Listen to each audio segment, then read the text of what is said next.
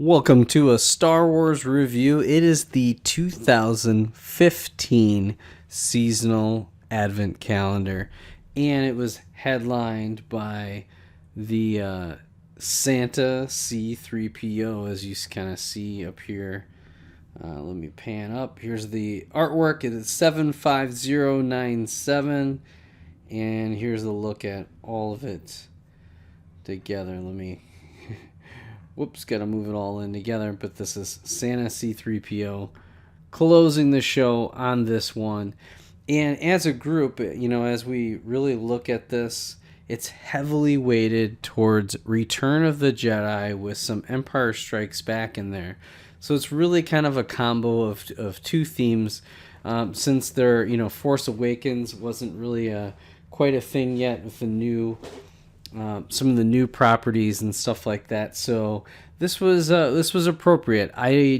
Just looking at it, there's nothing earth-shattering. There are some decent figures to kind of build your army.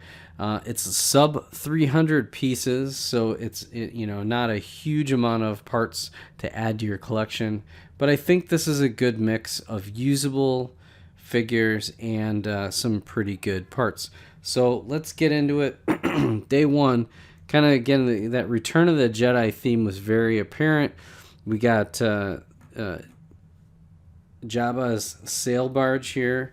Really good in micro form. I like some of the different parts. Good usage overall.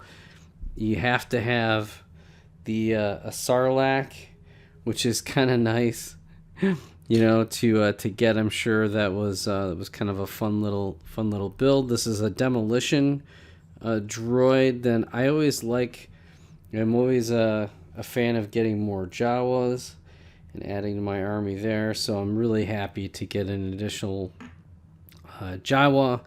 We get the Sandcrawler. This is a really good build. I mean, I think ultimately it really looks the part and has some action features, so this is probably one of the better micro builds in this set.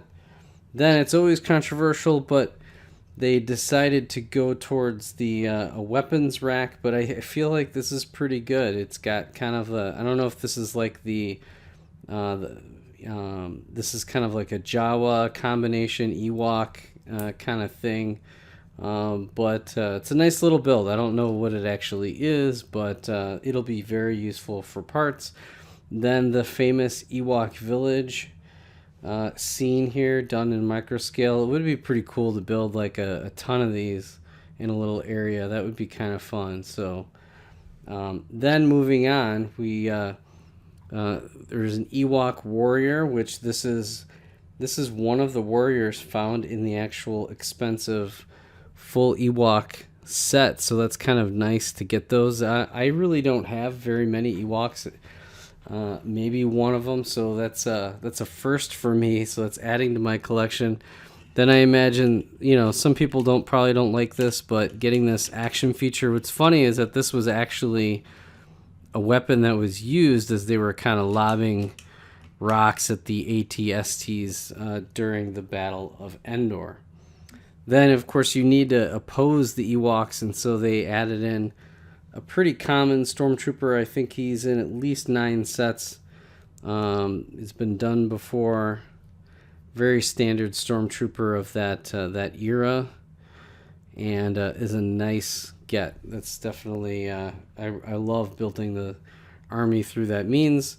You get a little Star Destroyer. It's not my favorite. It's an okay build. Weapons rack. This is a nice one. You get 3 different weapons, and I kind of like how they did there's some good ideas for bases with some nice parts. And then you get an assassin droid. Not very valuable. I'll definitely use it in my collection. I'm actually doing an underground scene where Jawas are selling assassin droids. Then another attempt, and a bad one, at the Millennium Falcon. There's a dog hair on it, but not much to it. It's not great just throwing this radar dish on here.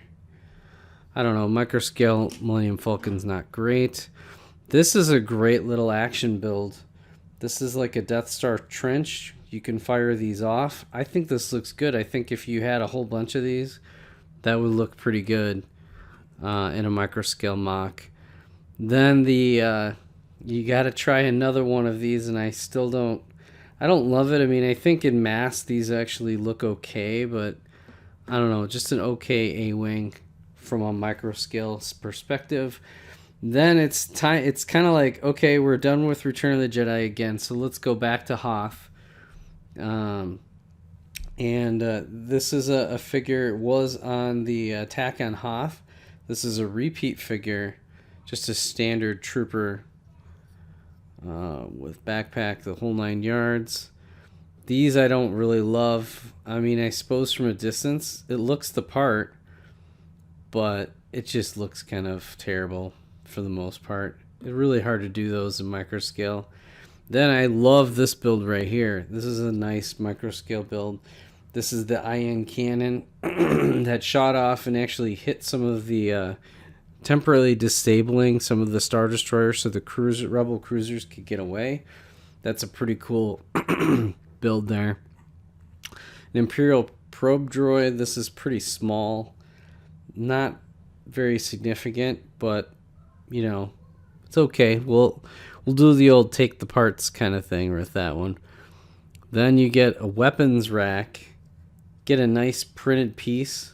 So these are good to get. This isn't very substantial. Probably felt a little weak at the time. I imagine most people were not fans of this. But I love getting these printed pieces and some of the different parts that are very useful for mocks. Then I kind of feel like this is the miss. This is an R2-D2 Reindeer edition for Christmas, which is nice, but you're essentially just throwing some antlers on a regular R2-D2. So there's not really much to this. So I guess it's just okay. I don't know. That's kind of a miss to me. And then you look at, we've got a nice little transport of some kind. I like these lightsabers. That's kind of nice. You get some really good parts in this. This is C3-PO's sleigh, apparently.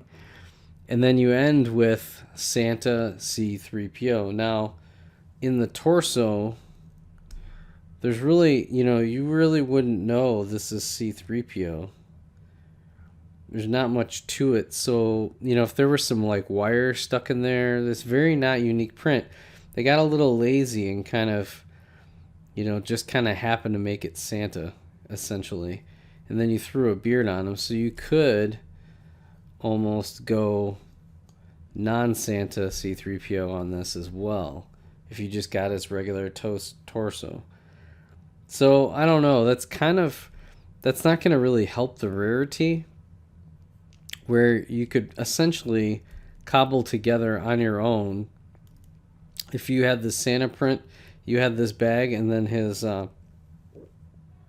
beard is common, you could make your own C3-PO and not know the difference. So I think that's kind of a miss that it's not really unique to this set.